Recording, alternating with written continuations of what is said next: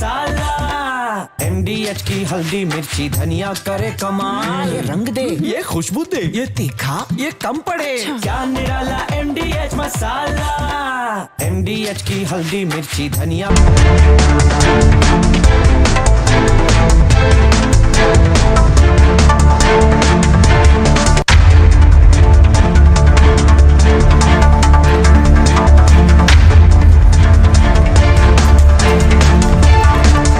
नमस्कार, बहुत स्वागत है आपका। आपके साथ मैं हूं मृदुल शर्मा और आप देख रहे हैं देश का नंबर 1 न्यूज शो ये भारत की बात है। होगी देश की हर बात, दिखाएंगे देश और दुनिया की तमाम बड़ी खबरें। आइए जानते हैं खबरों में आपके लिए क्या है खास। आज हम आपको बताने और आज की सबसे पहली और बड़ी खबर मैं आपको बताने वाला हूं। इस वक्त बिहार में बड़ा खेल होने वाला है। राहुल गांधी मैदान में आ गए, लेकिन इधर इलेक्शन कमीशन से जो रार है वो थम नहीं रही है। इसलिए अब क्या राहुल गांधी माफी मांगेंगे, ये आप देखिए। राहुल ने जो आरोप लगाए, आज इलेक्शन कमीशन ने एक एक जवाब दिया है, बताऊंगा आपको। लेकिन पहले तस्वीर दिखाइए जरा। राहुल और तेजस्वी बिहार में साथ आ गए और जबरदस्त वोट अधिकार यात्रा शुरू करके निशाना साधा चुनाव आयोग पर और सत्ता पक्ष पर।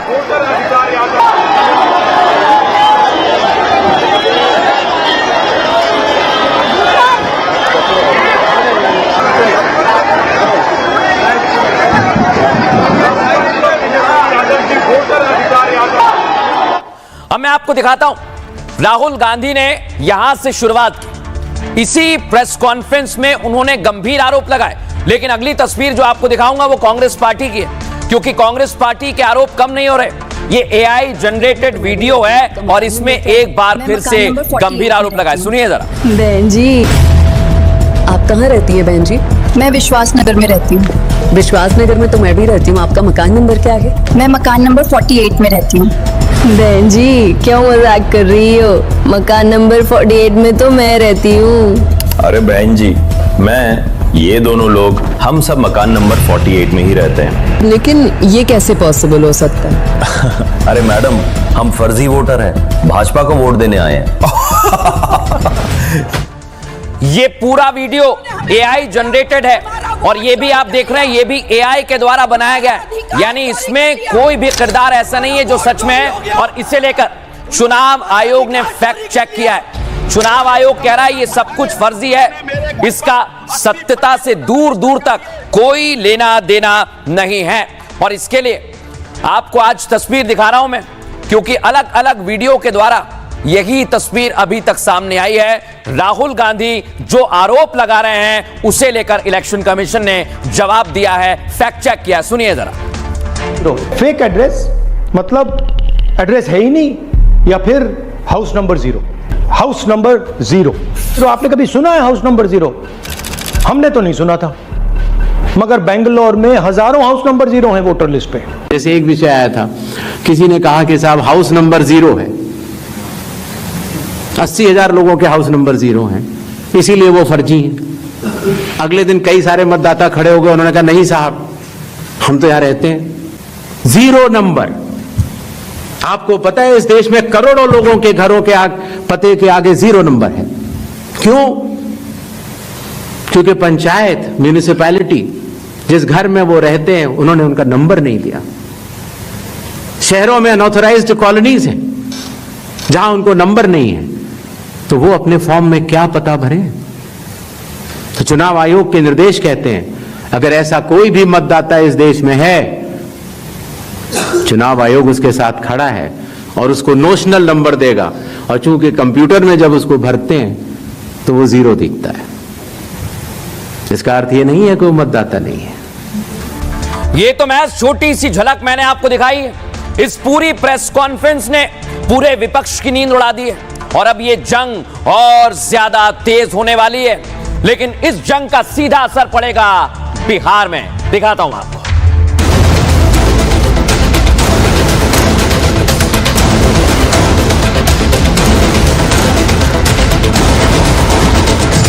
क्या राहुल की मुश्किलें बढ़ने वाली हैं? क्या राहुल को देश से माफी मांगनी पड़ेगी? क्या राहुल के खिलाफ कानूनी कार्रवाई हो सकती है?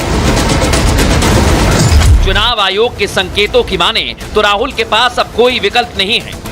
हलफनामा देना होगा या देश से माफी मांगनी होगी, तीसरा विकल्प नहीं है। तो सवाल ये कि आखिर राहुल गांधी अब क्या करेंगे?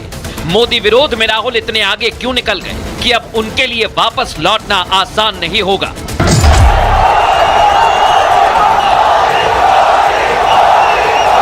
क्योंकि चुनाव आयोग राहुल से आरोपों के सबूत पहले ही मांग चुका है और चुनाव आयोग के एक्शन के बाद से राहुल भागते नजर आ रहे हैं। लेकिन अब मैं आपको बताता हूं कि आखिर राहुल गांधी और चुनाव आयोग में कैसे ये जुबानी जंग चल रही है और एक दूसरे पर आरोप लगाए जा रहे हैं। राहुल गांधी ने आज भी चुनाव आयोग पर हमला बोला है। राहुल पिछले कई महीने से इलेक्शन कमीशन को टारगेट कर रहे हैं। इलेक्शन कमीशन पर फर्जी मतदाता सूची बनाने के आरोप लगा रहे हैं और राहुल वोट चोरी के स्लोगन के साथ इलेक्शन कमीशन पर हमला बोल रहे हैं। राहुल ने चुनाव आयोग पर बीजेपी से सांठगांठ के आरोप लगाए। महाराष्ट्र, हरियाणा और कर्नाटक चुनाव में इलेक्शन कमीशन पर सांठगांठ का आरोप लगाया। 7 अगस्त को राहुल गांधी ने एक प्रेस कॉन्फ्रेंस कर कुछ आंकड़े भी पेश किए। पहला उसमें आरोप लगाया कि फर्जी वोटर बना रहे, दूसरा ये कि बीजेपी के लिए फर्जी वोटिंग करा रहे हैं और तीसरा ये कि एक ही पते पर कई वोटर थे। लेकिन राहुल के इन आरोपों पर इलेक्शन कमीशन ने आज सख्त रुख अपनाया। चुनाव आयोग ने आज दिल्ली में एक प्रेस कॉन्फ्रेंस की जिसमें राहुल के हर सवाल की डिटेल में जवाब दिए गए। उनके आरोपों को निराधार और मनगढ़ंत बताया गया। कहा जो डेटा राहुल गांधी दिखा रहे हैं वो हमारा नहीं है। हमारे लिए कोई पक्ष या विपक्ष नहीं होता है। सभी राजनीतिक दल बराबर हैं और जनता को गुमराह किया जा रहा है। इससे लोकतंत्र का अपमान हो रहा है। सिर्फ इतना ही नहीं, जिन्होंने आरोप लगाए उन्हें सबूत देने चाहिए, उन्होंने सबूत नहीं दिए। सबूत मांगने पर कोई जवाब अब तक नहीं दिया गया है और जिन्होंने आरोप लगाए हैं उन्हें हलफनामा देना होगा। अगर नहीं तो वोट चोरी के आरोप पर राहुल को देश से माफी मांगनी होगी। 7 दिन में हलफनामा नहीं मिला तो समझा जाएगा राहुल जितने भी आरोप लगा रहे हैं वो निराधार हैं। अब इसे लेकर राहुल गांधी जो आरोप लगा रहे हैं इलेक्शन कमीशन ने कैसे जवाब दिया है, सुनवाता हूं। चुनाव होता है, ये जीतते हैं। महाराष्ट्र में सारे के सारे जो ओपिनियन पोल्स थे वो कह रहे थे कि इंडिया गठबंधन महाराष्ट्र में चुनाव जीतेगा।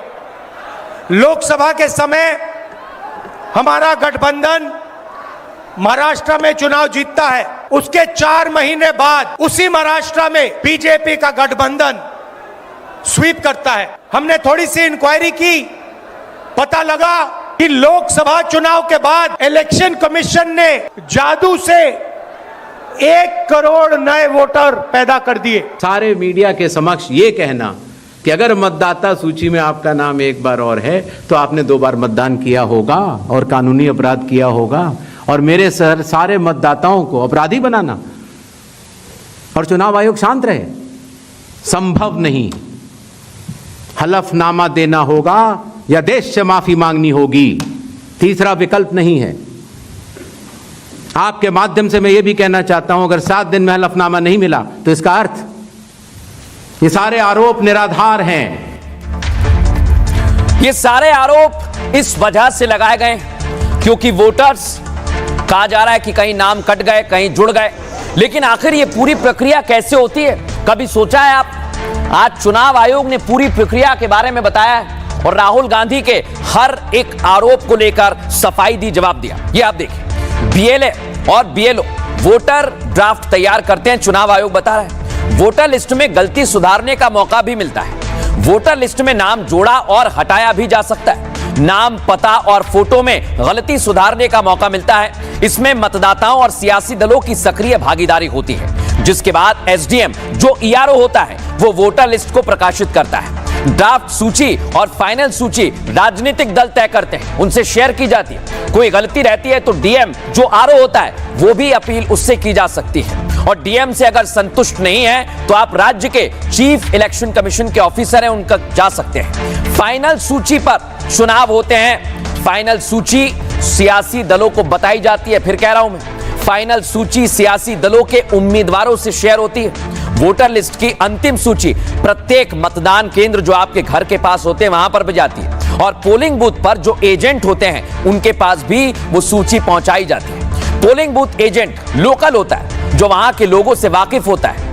पोलिंग एजेंट को फर्जी वोटर पर आपत्ति का अधिकार भी होता है और वोटिंग के बाद वोटों की गिनती होती है और फिर रिजल्ट घोषित किया जाता है। आरओ, जिसे रिटर्निंग ऑफिसर कहते हैं, वो नतीजे घोषित करता है और अगर नतीजे पर आपत्ति है तब भी आप हाई कोर्ट जा सकते हैं।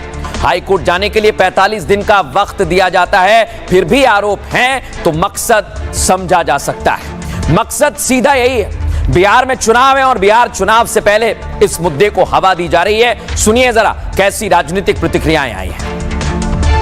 देखिए, जो खुद चोर हो दूसरे की बात क्या करें। इसलिए मैंने शुरू में ही कहा कि चोर चोर मौसेरे भाई, ये दोनों मिल गए, एक दिल्ली का चोर, एक पटना का चोर, दोनों मिलकर चोरी की बात कर रहे हैं और सीना जोड़ी कर रहे हैं, अराजकता फैला रहे हैं, गुंडागर्दी कर रहे हैं। लफाजी करने के लिए तो प्रधानमंत्री बैठे हैं ना।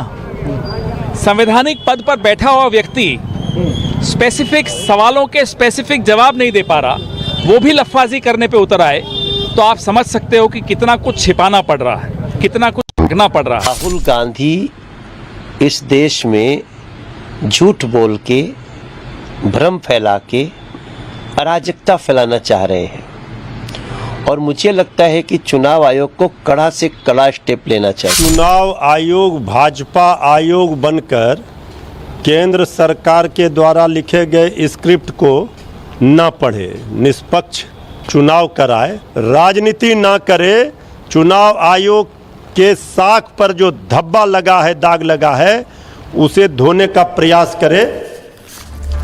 ये लड़ाई जो है ये सिर्फ और सिर्फ बिहार के लिए हो रही है, मैं बार बार कह रहा हूं। और इसके लिए देखिए आज पूरी तैयारी इंडिया अलायंस के नेताओं ने की है। यहां आप देखेंगे लालू यादव, तेजस्वी यादव, राहुल गांधी, मल्लिकार्जुन खड़गे और तमाम सियासी दल जो इंडिया अलायंस के सदस्य हैं वो आज मंच पर एकजुट नजर आए।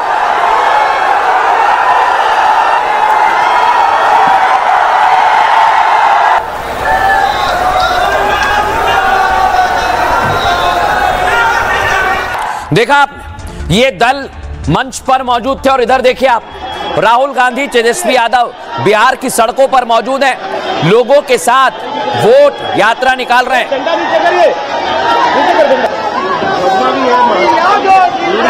बेटा झंडा इधर कर लो, झंडा इधर कर लो।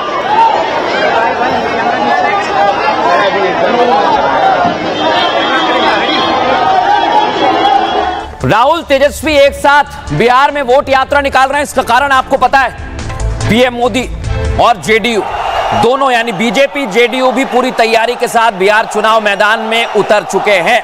लेकिन अब मैं आपको बता रहा हूं कि आखिर बिहार में जो चुनाव हो रहे हैं, क्यों इलेक्शन कमीशन पर निशाना साधा जा रहा है, आखिर इसका कारण क्या है, इसके पीछे की वजह क्या है, आइए जरा आपको बता दूं। लोकसभा चुनाव के बाद इंडिया अलायंस के नेता हार नहीं मान रहे। वो कह रहे हैं महाराष्ट्र, हरियाणा, दिल्ली में करारी शिकस्त मिली है। अपनी हार छुपाने के लिए राहुल गांधी सीधे इलेक्शन कमीशन पर आरोप लगा रहे हैं। राहुल समेत इंडिया अलायंस के तमाम नेता बिहार में हो रही एसआईआर प्रक्रिया का विरोध कर रहे हैं। चूंकि बिहार में एसआईआर हो रहा है और बिहार में चुनाव भी होने वाले हैं, इसलिए इंडिया अलायंस के तमाम नेता बिहार के सासाराम में जुट गए, जहां से राहुल गांधी ने अपनी वोट अधिकार यात्रा की शुरुआत की। राहुल ने इसे संविधान बचाने की लड़ाई भी बताया। बीजेपी आरएसएस पर संविधान को मिटाने का आरोप लगाया। कहा जहां भी चुनाव होते हैं ये जीतते हैं। महाराष्ट्र में ओपिनियन पोल कह रहे थे महागठबंधन चुनाव जीतेगा। लोकसभा में महागठबंधन जीतता है, लेकिन 4 महीने में उसी क्षेत्र में हम हार जाते हैं। दरअसल ओपिनियन पोल में जनता का मूड भांपा जाता है। ये देखा जाता है कि चुनाव में जनता किसे वोट करेगी, लेकिन ओपिनियन पोल कभी कभार ही सही होते हैं।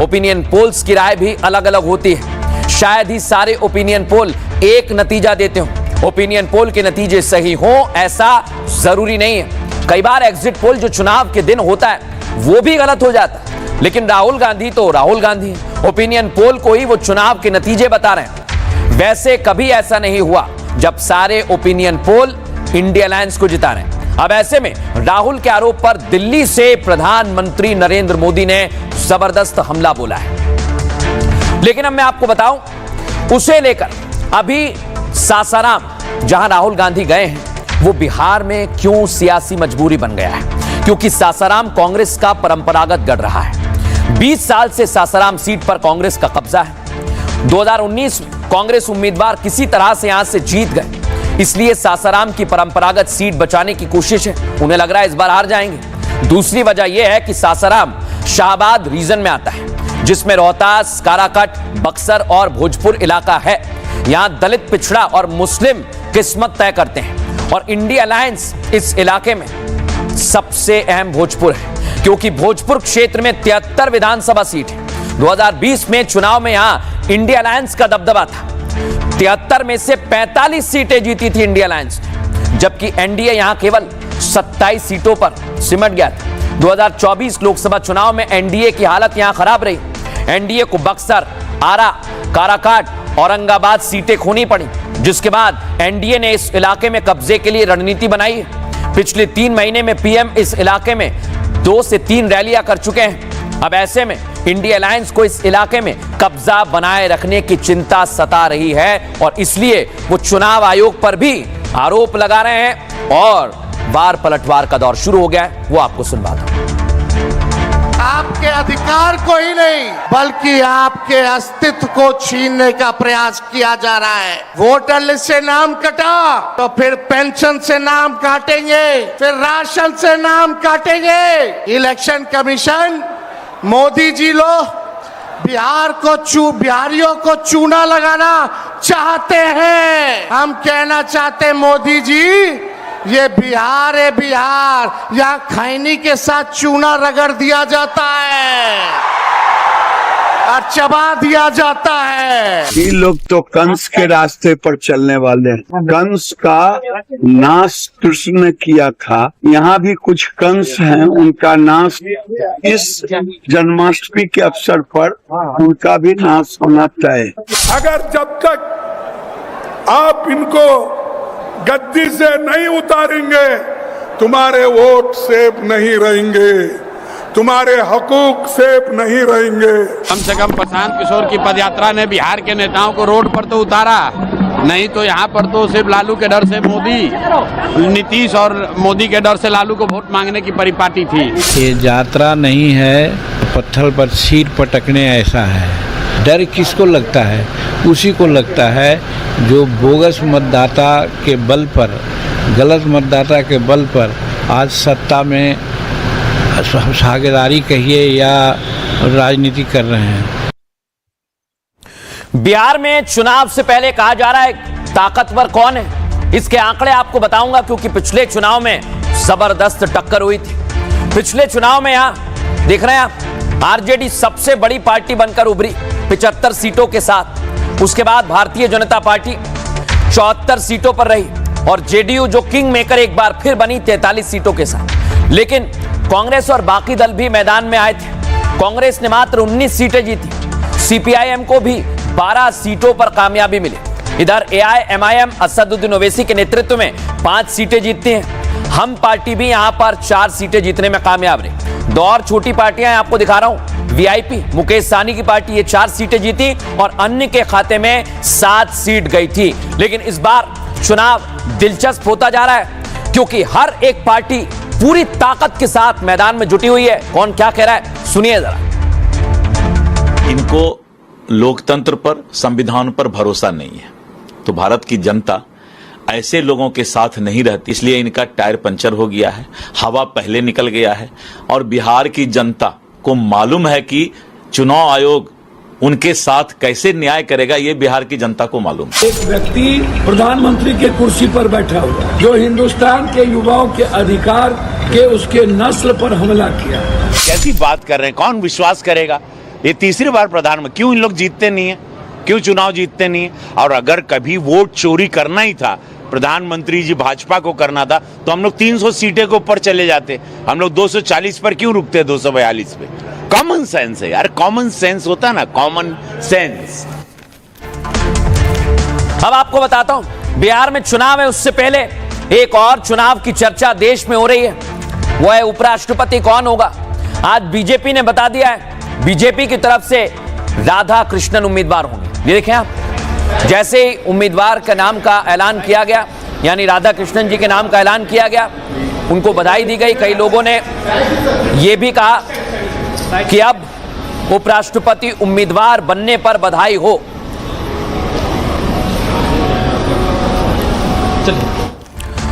और ये आपको तस्वीर दिखा रहे हैं प्रधानमंत्री नरेंद्र मोदी के साथ। यही सबसे बड़ी तस्वीर है क्योंकि इनके नाम का ऐलान किया गया है। इसके पीछे की रणनीति क्या है वो मैं आपको आगे बताऊंगा, लेकिन उससे पहले आपको तस्वीर दिखाते हैं जहां मुलाकात तो की गई है और इधर भगवान से आशीर्वाद लिया है। जैसे ही इनके नाम का ऐलान हुआ, मुंबई में स्थित सिद्धिविनायक टेंपल में दर्शन करने के लिए पहुंचे और भगवान का आशीर्वाद लिया।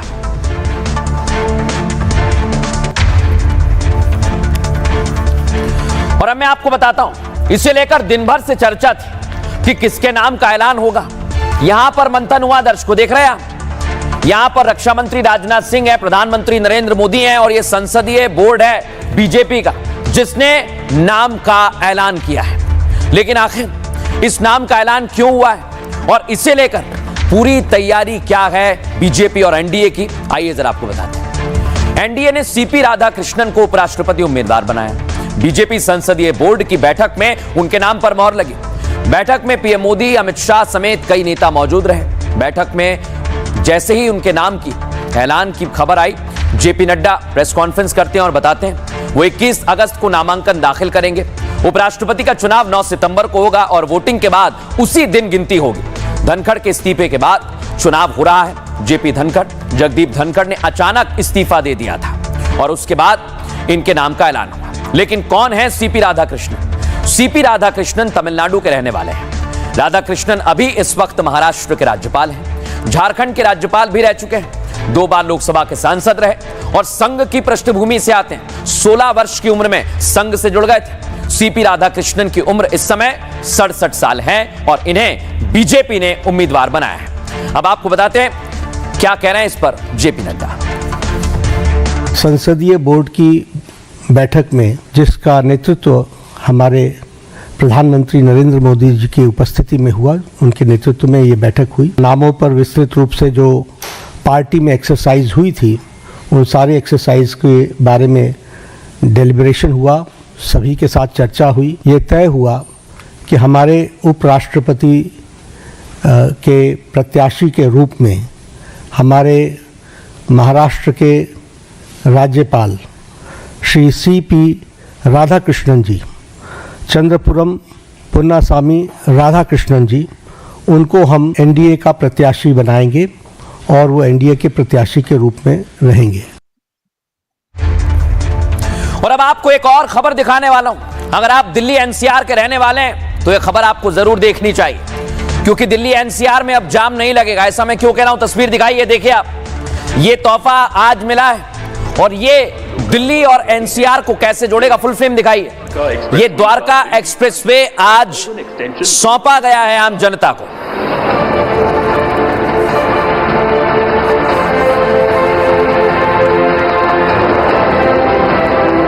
ये दोनों सिर्फ परियोजनाएं नहीं बल्कि राजधानी क्षेत्र की गतिशीलता, पर्यावरणीय संतुलन। और आज इसी एक्सप्रेसवे पर देखिए आप, प्रधानमंत्री नरेंद्र मोदी जैसे ही जनता को सौंपा, उसके बाद यहां पर उन्होंने देखा और बताया कि ये कितना महत्वपूर्ण है सबके लिए।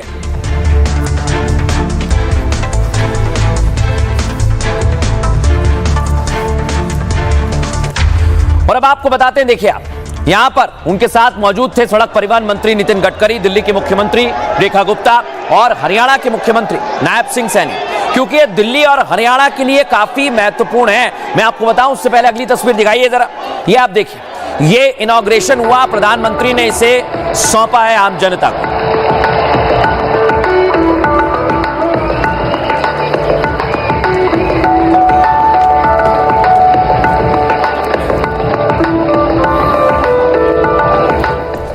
लेकिन अब मैं आपको बताऊंगा, पीएम मोदी ने आम जनता को दे दिया है और दिल्ली में अब आपको पेरिस जैसी सड़क देखने को मिलेगी।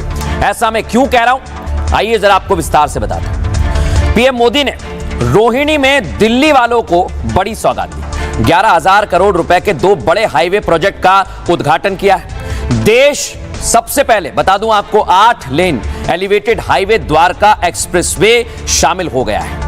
पीएम मोदी ने द्वारका एक्सप्रेसवे के दिल्ली वाले हिस्से का उद्घाटन किया है, जबकि हरियाणा वाले हिस्से का उद्घाटन प्रधानमंत्री नरेंद्र मोदी 2024 मार्च में कर चुके हैं। और 8 लेन वाला द्वारका एक्सप्रेसवे सिर्फ 29 किलोमीटर लंबा है और फिलहाल देश का सबसे छोटा एक्सप्रेसवे है। द्वारका एक्सप्रेसवे की चौड़ाई करीब 34 मीटर है और इसका 18.9 किलोमीटर का हिस्सा हरियाणा में आता है। बाकी 10.1 किलोमीटर का हिस्सा दिल्ली में आता है, जो महिपालपुर में शिव मूर्ति से शुरू होकर द्वारका सेक्टर 21 तक जाता है और गुरुग्राम के खिड़की दौला टोल प्लाजा पर जाकर एक्सप्रेसवे खत्म होता है। एक्सप्रेसवे को बनाने में पेरिस के एफिल टावर से भी ज्यादा 2 लाख मीट्रिक टन, सोचिए आप कितना अमाउंट होता है। वहीं दुबई के बुर्ज खलीफा से ज्यादा 20 लाख क्यूबिक मीटर सीमेंट लगा हुआ है। 8 लेन वाला द्वारका एक्सप्रेसवे, इसकी खासियत यह कि सिंगल पिलर पर बना हुआ है। इसका 23 किलोमीटर का हिस्सा एलिवेटेड है और 4 किलोमीटर का हिस्सा सुरंग के अंदर है, यानी इस पर गाड़ियां फ्लाईओवर और सुरंग के अंदर दोनों जगह चलेंगी। द्वारका एक्सप्रेसवे पर बनी 3.6 किलोमीटर की सुरंग देश की सबसे चौड़ी सुरंग है और द्वारका एक्सप्रेसवे पर एक जगह ऐसी भी है जहां ये 4 मंजिलों का हो जाता है, जो मैं आपको दिखा रहा हूं। इस जगह पर नीचे अंडरपास होता है, उसके ऊपर सर्विस लेन होता है, फिर उसके ऊपर फ्लाईओवर होता है और उसके ऊपर होता है द्वारका एक्सप्रेसवे। इस जगह का नाम मल्टी यूटिलिटी कॉरिडोर रखा गया है। द्वारका एक्सप्रेसवे का यह हिस्सा गुरुग्राम के सेक्टर 82 के पास आता है और प्रधानमंत्री नरेंद्र मोदी ने आज इसको जनता को समर्पित कर दिया है। क्या कहा है वो आपको सुनवाते हैं। एक्सप्रेस वे का नाम द्वारका, जहां एक कार्यक्रम हो रहा है उस स्थान का नाम रोहिणी, जन्माष्टमी का उल्लास, और संयोग से मैं भी द्वारकाधीश की भूमि से हूं। पूरा माहौल बहुत कृष्णमय हो गया है। देखा, प्रधानमंत्री नरेंद्र मोदी ने सौगात दे दी, लेकिन अब मैं आपको बताऊंगा इस एक्सप्रेसवे को जिसने बनाया उन लोगों से आज प्रधानमंत्री नरेंद्र मोदी ने मुलाकात की और बातचीत की है। भारत की प्रगति और आत्म एक है और हम देख रहे हैं कि पिछले 11 वर्षों में जिस तरीके से बुनियादी ढांचे इंफ्रास्ट्रक्चर में बड़े बड़े बदलाव हुए हैं, भारत की प्रगति और आत्मनिर्भरता की मजबूत इन्हीं श्रमिकों की वजह से रखी जा रही है। और इधर आज प्रधानमंत्री नरेंद्र मोदी ने कार्यक्रम के वक्त रोड शो किया है, यानी दिल्ली वासियों को बताया है, दिल्ली एनसीआर के लोगों को, कि आपको अब जाम से राहत मिलने वाली है। और प्रधानमंत्री नरेंद्र मोदी का जब वो रोहिणी पहुंचे तो आज जबरदस्त स्वागत किया गया।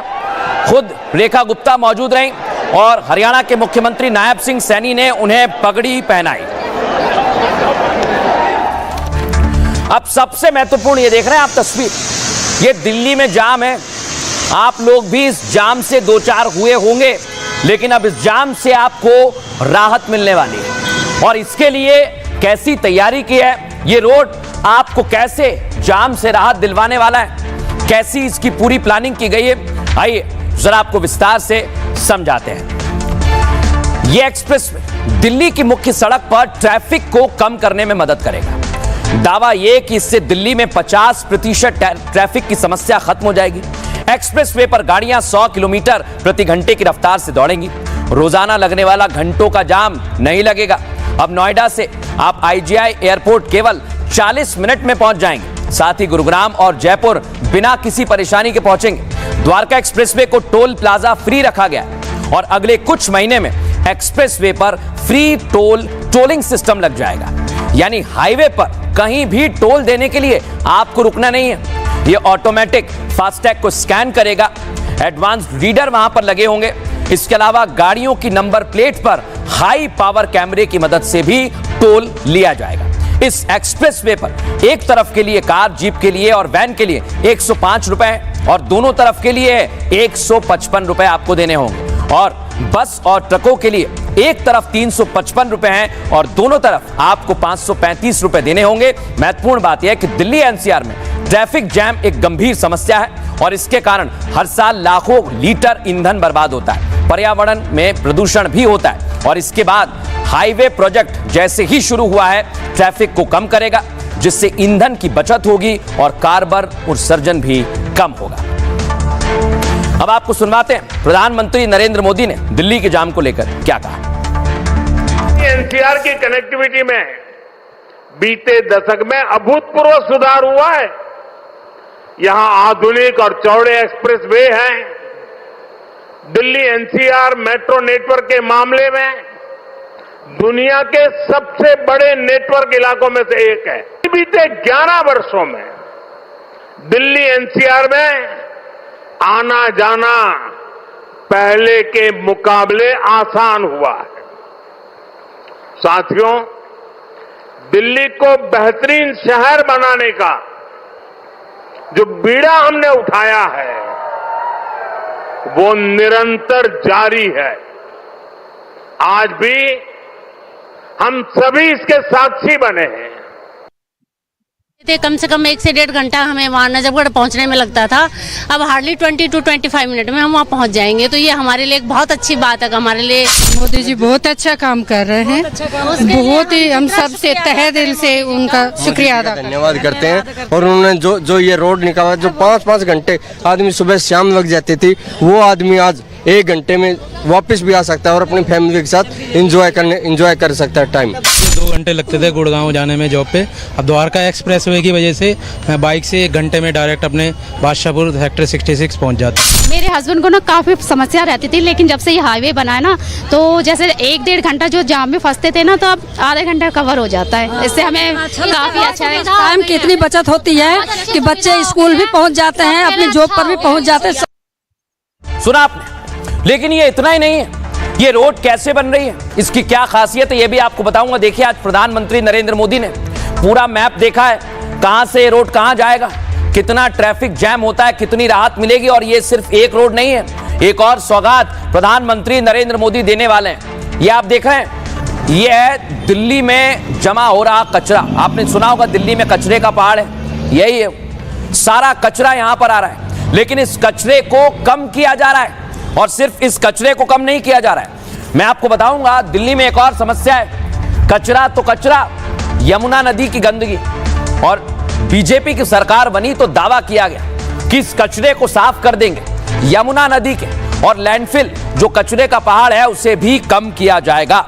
लेकिन उसी पर अब देखिए कैसे काम हो रहा है। यमुना नदी की साफ सफाई की जा रही है और ये बाकायदा बहुत बड़ा आंकड़ा आपको बता रहा हूं, आज प्रधानमंत्री नरेंद्र मोदी ने दिया है कि यमुना की सफाई हो रही है। लेकिन कचरे का पहाड़ कैसे कम हो रहा है, यमुना की सफाई कैसे की जा रही है, इसके लिए क्या तैयारी है, आइए जरा बताते हैं। द्वारका एक्सप्रेसवे के साथ अर्बन एक्सटेंशन रोड की भी सौगात मिली है और UER2 को दिल्ली की तीसरी रिंग रोड माना जाता है। ये जो सड़क आप देख रहे हैं ना, ये इसी कचरे से बनाई गई है। दिल्ली की बड़ी समस्या है ये लैंडफिल साइट। इसी कचरे के पहाड़ से लाखों टन कचरा लिया जाता है और फिर ये रोड बनाई जाती है। दिल्ली को ट्रैफिक के साथ गंदगी से भी राहत दिलाने की तैयारी है। दिल्ली में जब बीजेपी की सरकार बनी, हर महीने कूड़े के पहाड़ की निगरानी की जा रही है। दावा यह है इस लैंडफिल साइट के चारों तरफ बांस के पौधे लगाए जाएंगे और इसे ढका जाएगा। दिल्ली सरकार का मकसद है कि यहां पर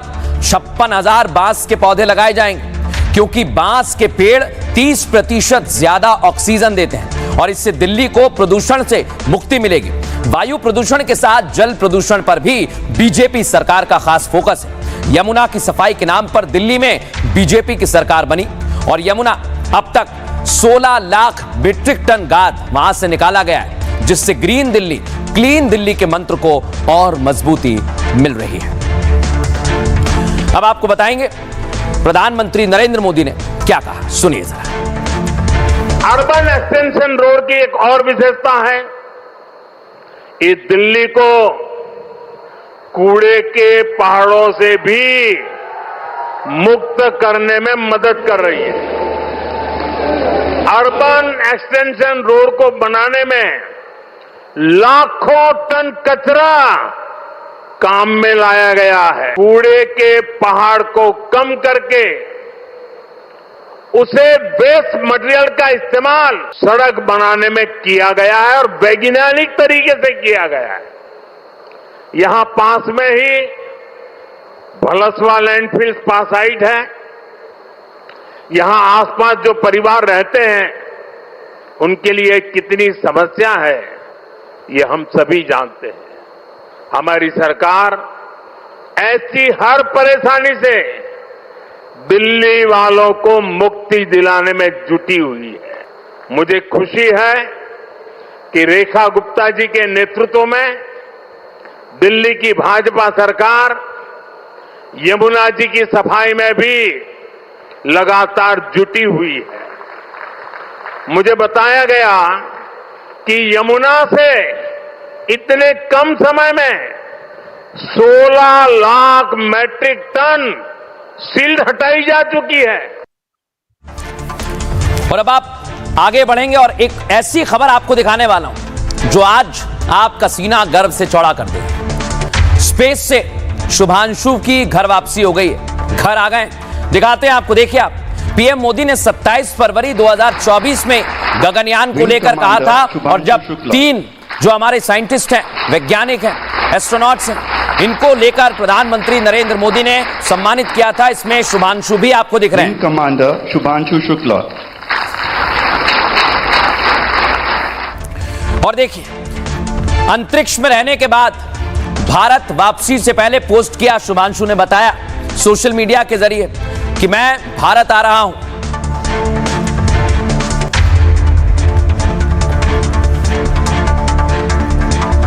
और अब आपको बताते हैं, जैसे ही शुभांशु भारत आए, देखिए उनका वेलकम किया गया। मंत्री जितेंद्र सिंह एमओएस पहुंचे हुए थे, दिल्ली की मुख्यमंत्री रेखा गुप्ता पहुंची हुई थी और उन्होंने स्वागत किया। ढोल नगाड़े बज रहे हैं।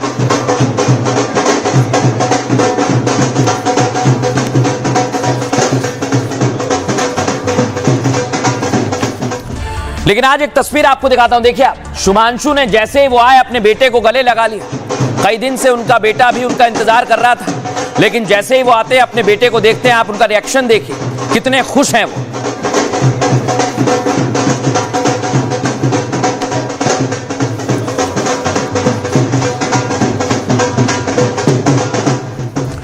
और जैसे ही शुभांशु एयरपोर्ट के बाहर आए, देखिए आप, उन्होंने विक्ट्री का साइन दिखाया कि ये शुरुआत है और भारत यहां से अंतरिक्ष में नई उड़ान भरेगा।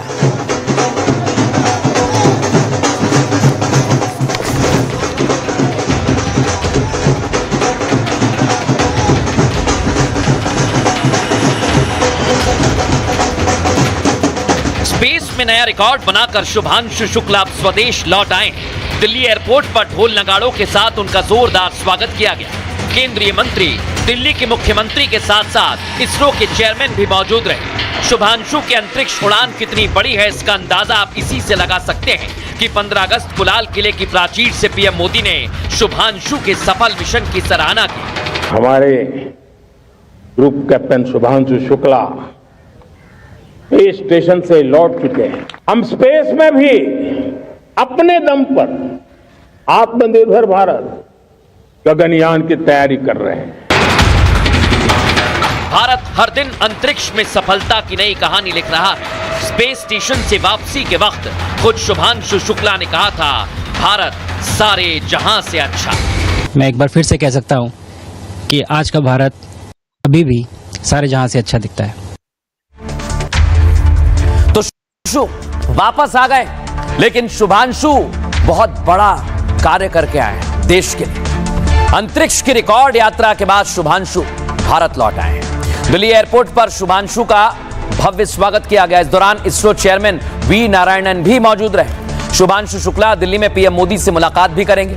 23 अगस्त को राष्ट्रीय अंतरिक्ष दिवस समारोह में हिस्सा लेंगे और 25 अगस्त को शुभांशु लखनऊ जाएंगे, जहां पर उनका घर है। लखनऊ में शुभांशु सीएम योगी से मुलाकात करेंगे और शुभांशु शुक्ला ने 25 जून को स्पेस स्टेशन के लिए उड़ान भरी थी। 26 जून को शुभांशु 4 अंतरिक्ष यात्रियों समेत स्पेस स्टेशन पहुंच गए और 18 दिनों तक वहीं पर रहे। शुभांशु स्पेस स्टेशन पर जाने वाले दूसरे भारतीय बने। इससे पहले राकेश शर्मा स्पेस में गए थे। सोवियत संघ के दौरान 1984 में अंतरिक्ष की यात्रा की थी। राकेश शर्मा 7 दिन 21 घंटे और 40 मिनट अंतरिक्ष में रहे।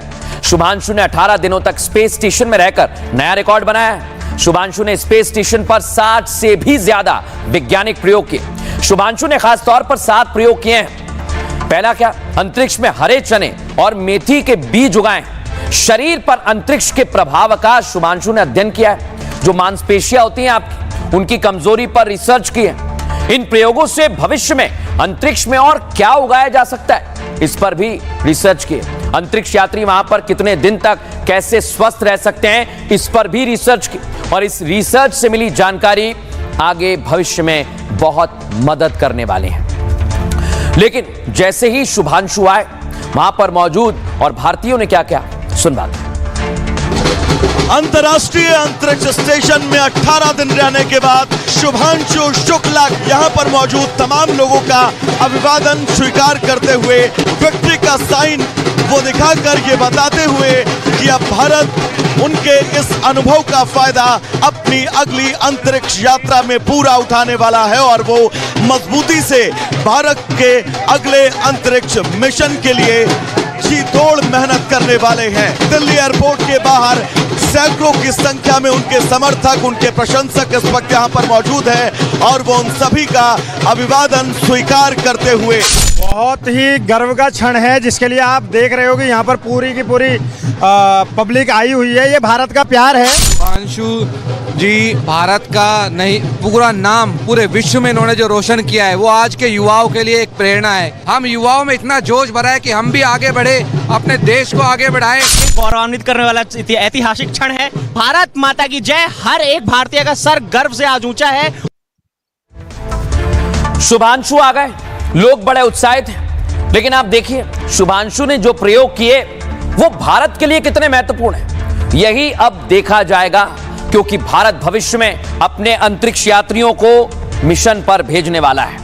अब आपको अगली तस्वीर दिखाते हैं। यह आप देखिए 2027 मिशन लॉन्च करने की तैयारी है और इसके लिए शुभांशु बड़े महत्वपूर्ण हैं, क्योंकि शुभांशु हैं जिन्हें अब नॉलेज हो चुका है। बहरहाल इसके लिए पूरी तैयारी की जा रही है, लेकिन भारत के लिए यह कितना महत्वपूर्ण रहने वाला है, इसके लिए क्या तैयारी है, आइए जरा आपको बताते हैं। शुभांशु शुक्ला 18 दिन तक स्पेस स्टेशन में रहे, कई प्रयोगों के साथ पूरे मिशन को कामयाबी से पूरा भी किया और शुभांशु के अनुभव का सबसे ज्यादा लाभ गगनयान मिशन को मिलने वाला है। अब भारतीय भी लंबे वक्त तक अंतरिक्ष में रह सकते हैं। भविष्य में चांद और दूसरे ग्रह के मिशन भी आसान हो जाएंगे।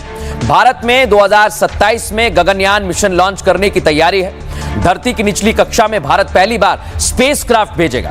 भारत के 3 सदस्यों का दल 3 दिन के लिए अंतरिक्ष में जाएगा। अंतरिक्ष के लिए उस मानव मिशन के लिए शुभांशु सबसे बड़े दावेदार होंगे, क्योंकि मिशन के लिए चुने गए 4 नामों में एक नाम शुभांशु का है और उनके पास अब अंतरिक्ष में रहने और प्रयोग का अनुभव भी है। उनका यह अनुभव और डेटा गगनयान के लिए अहम साबित होगा। भारत का अगला प्लान अंतरिक्ष में खुद का स्टेशन बनाने का है। अभी धरती की कक्षा में 2 ही सक्रिय अंतरिक्ष स्टेशन मौजूद हैं, एक अंतर्राष्ट्रीय अंतरिक्ष स्टेशन और दूसरा चीन का त्यागोंग स्टेशन।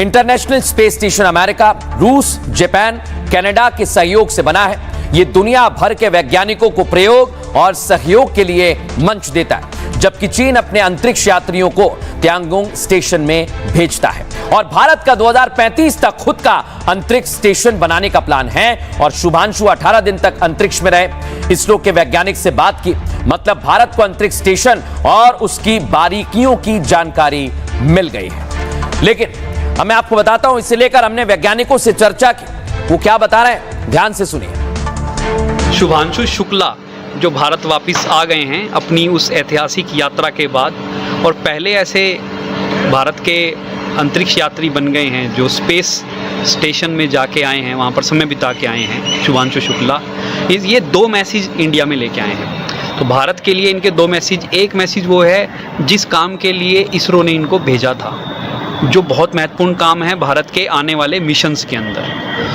वो एक काम किया इन्होंने और उसका फ़ायदा भारत को अपने आने वाले गगनयान मिशन और जितने भी मिशन भारत आगे करेगा उसका सालों साल तक इनका एक्सपीरियंस बहुत महत्वपूर्ण रहने वाला है। और दूसरा एक जो मैसेज है वो है भारत के यूथ के लिए, वो यूथ जिसका साइंस में इंटरेस्ट है, वो यूथ जिसको विज्ञान की जिसको उपलब्धियां देखनी हैं और एज अ रोल मॉडल वो देख रहा है अपने लिए। अब आपको बताते हैं, शुभांशु भारत तो आ गए, लेकिन उनके घर पर इंतजार हो रहा है लखनऊ में, देख रहे हैं आप। और हमारे सहयोगी उनके घर पहुंचे, उनकी माताजी से बात की है, सुनवाते हैं आप।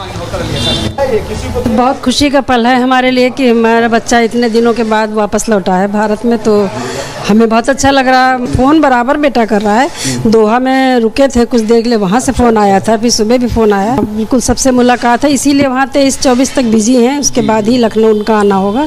इसीलिए तो पापा और उनके बच्चे तो सब लोग वहीं मिलने गए हैं। ये उपलब्धि तो बड़ी है ही, अपने आप में बहुत बड़ी उपलब्धि है। बेटे ने जो कारनामा किया है वो शायद लाखों करोड़ों लोगों में किसी एक बच्चे ने किया है, तो ये बहुत बड़ी उपलब्धि है हमारे लिए। सब खुशी मना रहे हैं, सबको बहुत अच्छा लग रहा है, बहुत सब शुभकामनाएं देते हैं, बच्चे को बहुत बहुत विशेष देते हैं। आशीर्वाद तो पूरी तरह से आशीर्वाद बच्चे के साथ।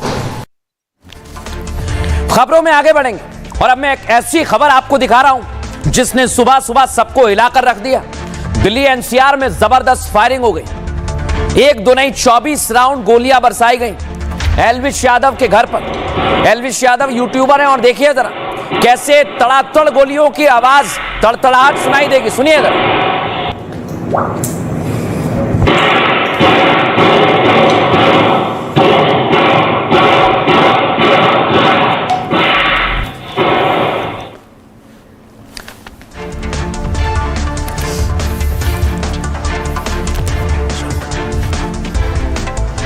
तो ये फायरिंग आपने देखी, अब मैं आपको दिखाता हूं गोलियों के निशान। ये गोलियों के निशान यहां पर बता रहे हैं कि जबरदस्त फायरिंग की गई है। फुल फ्रेम दिखाइए इसे।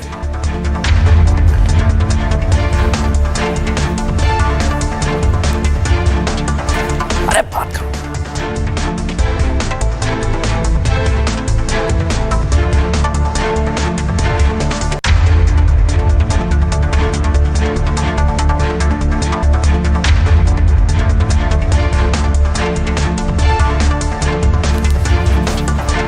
देखा आपने, लेकिन किसने ये फायरिंग की है? सबसे बड़ी बात देख रहे हैं आप, ये भाऊ गैंग आया है। ये लॉरेंस का भी दुश्मन है, लेकिन ये कह रहा है कि हमने एल्विश के घर पर फायरिंग कराई है, बाकायदा पोस्ट करके जिम्मेदारी ली और बताया कि राम राम और हमने ही ये गोलीबारी करवाई है। लेकिन ये भाऊ कौन है दिखाता हूं आपको, तस्वीर दिखाइए अगला।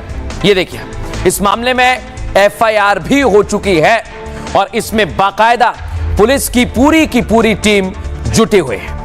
अब आपको बताते हैं कि कैसे इस पूरे मामले को लेकर एक्शन लिया गया।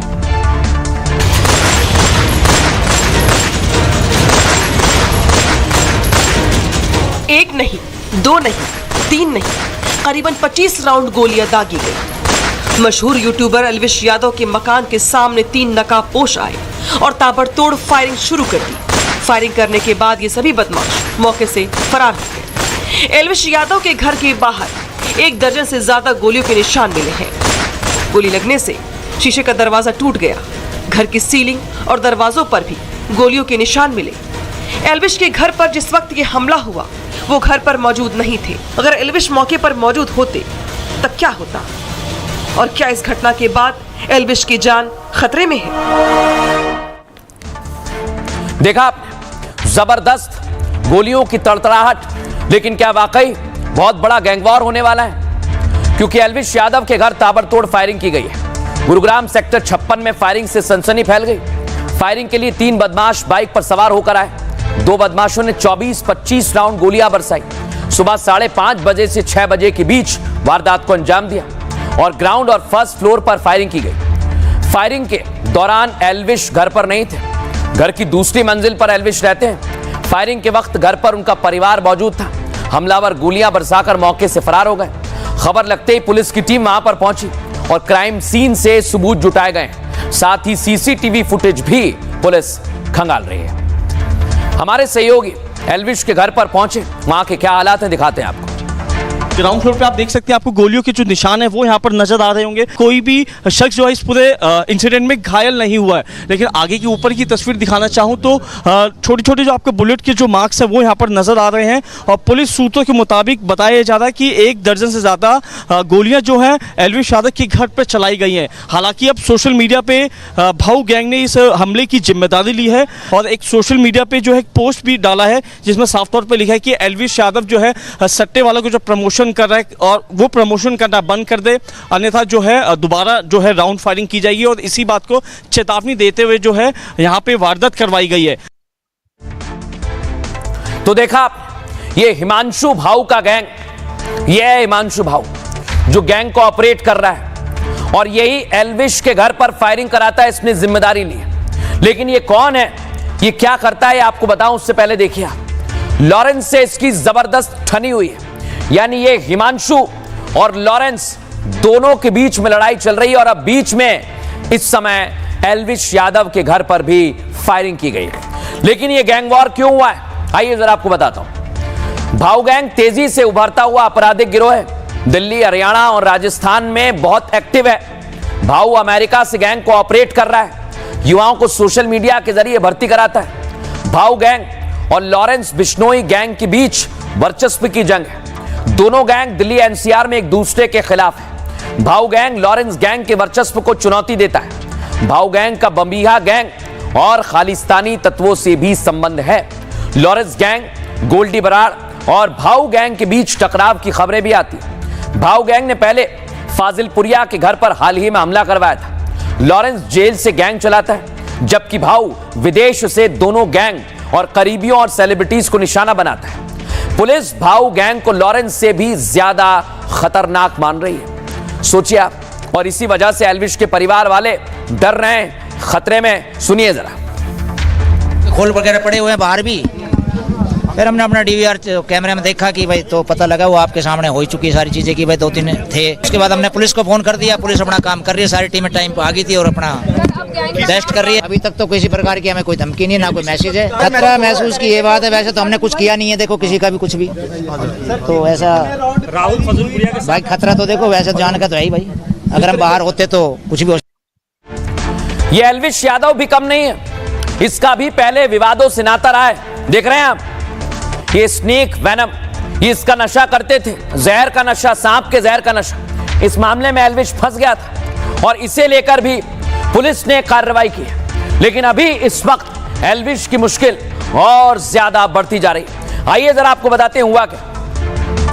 रेव पार्टी में स्नेक वेनम सप्लाई करने का भी एल्विश पर आरोप है। मामले में आईपीसी की धारा 120B के तहत केस दर्ज किया गया। मार्च 2024 में 14 दिन के लिए हिरासत, फिर जमानत मिली। मनी लॉन्ड्रिंग जांच मामले में ईडी समन भी जारी कर चुकी है। यूट्यूबर सागर ठाकुर के साथ गुरुग्राम में मारपीट का आरोप लगा। मारपीट का वीडियो भी वायरल हुआ। फिर एल्विश पर एफआईआर दर्ज की गई। स्वरा भास्कर के साथ ऑनलाइन विवाद हुआ। सोशल मीडिया पर सांप्रदायिक टिप्पणियों का भी आरोप है। सट्टेबाजी और क्रिप्टो एप्स को भी बढ़ावा देने को आरोप है और हिमांशु भाऊ गैंग ने इसी वजह से हमले की धमकी भी दी है और एल्विश को निशाने पर लिया है। लेकिन अब आपको बताते हैं इस पूरे मामले पर पुलिस की टीम क्या कर रही है, क्या जांच कर रही है, सुनिए जरा। हमारे पास कंट्रोल रूम से 6:15 बजे सूचना मिली थी कि भी सेक्टर 57 में फायरिंग होगी। तो सूचना के आधार पर मैं अपनी टीम को लेकर वहाँ मौके पहुँचा। तो वो जो मकान था वो एल्विश यादव का मकान था। उसके बाहर कुछ खाली कारतूस पड़े हुए थे। हम है ना हर एंगल से जो हमारी क्राइम ब्रांच है वो भी क्राइम की टीम है, जो भी CIA की टीम है और जो हमारे थाने की टीम है वो सारी जांच कर रही है। अभी पहचान उनकी हो ही नहीं है और पहचान के लिए हमारी टीम लगी हुई है, कैमरे देख रहे हैं। तो जल्दी इनकी पहचान करके इनको गिरफ्तार कर लेंगे। खबरों में आगे बढ़ेंगे और एक ऐसी खबर आपको दिखा रहा हूं। जिस समय आप घर पर सो रहे थे, एक ऐसी घटना पहाड़ पर घटी जिसने सब कुछ तबाह कर दिया। कश्मीर से हिमाचल तक बादल फाड़ तबाही। देखिए आप, एक महिला फंस गई। ये महिला चिल्लाती है बचाओ बचाओ, मुझे यहां से निकालो, लेकिन ये कीचड़ के अंदर फंसती जा रही है। सुनिए कुछ नहीं, ठीक है कोई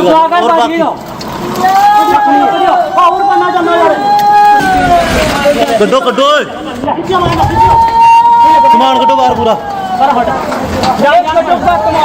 गत मारो गाती ने तो मारो दोनों खिंचो बाहर पानी दे गड्ढे मार रही पहले ये पानी को यार गाती कुछ नहीं कुछ कोई चक्कर नहीं, कुछ नहीं, ठीक है कोई बात। देखिए आप, कितनी बड़ी तबाही मची है। लोगों के घर बह गए। देखिए आप, मलबे में सब कुछ तब्दील हो गया है। यहाँ पर खुशनुमा वादी और घर हुआ करते थे, लेकिन अब सब कुछ तबाह हो गया है। बादल फाड़ तबाही सब कुछ अपने साथ ले गई।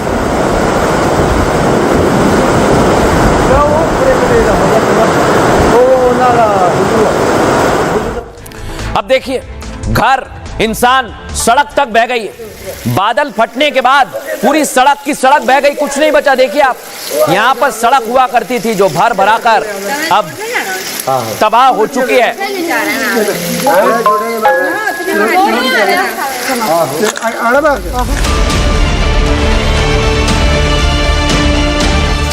उत्तराखंड के उत्तरकाशी में कुदरत ने अपना तांडव शुरू किया। कुदरत ने ऐसा कहर मचाया कि उत्तराखंड से शुरू हुई तबाही जम्मू कश्मीर के किश्तवाड़ तक पहुंच गई। यहां भी बादल फटा और चीख पुकार मच गई। 60 से ज्यादा लोगों ने अपनी जान गंवा दी। कुदरत की विनाश लीला ऐसी रही कि 50 घंटे बाद भी अपनों को लोग ढूंढ नहीं पा रहे हैं। किश्तवाड़ में तबाही को 2 दिन बीत चुके हैं, लेकिन लोगों की सर्चिंग अभी भी जारी है।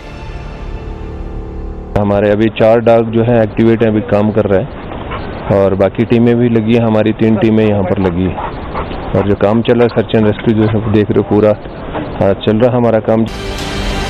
अपनों की तलाश जारी है, लेकिन कुदरत का कहर थम नहीं रहा है।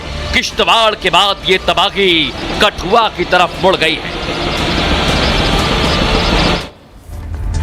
देखा आपने, भीषण तबाही आई है, लेकिन इस समय क्या हालात हैं पहाड़ पर, आइए जरा आपको बता दें।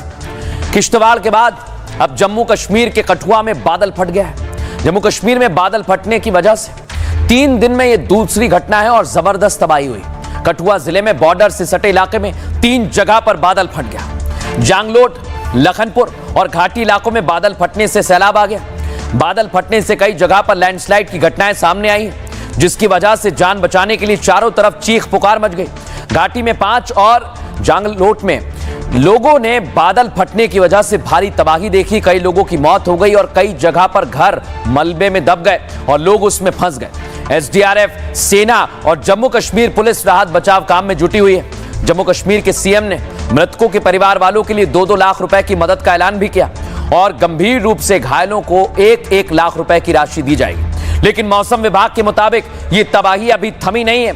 अगले 56 घंटे में जम्मू कश्मीर में कई जगह पर खराब मौसम का अनुमान जताया गया है।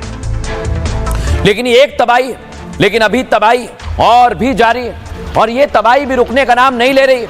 ये देखिए आप, कठुआ में गाड़ियां आधी पानी में डूब गई हैं, यानी अभी भी इस वक्त हालात ठीक नहीं है। और ये आप देख रहे हैं तस्वीर कठुआ की। मैं आपको अगली तस्वीर दिखाऊंगा, फुल फ्रेम दिखाइए इसे। पूरा पुलिस स्टेशन पानी की वजह से डूब चुका है, देखिए जरा। जी काफी जानते हैं।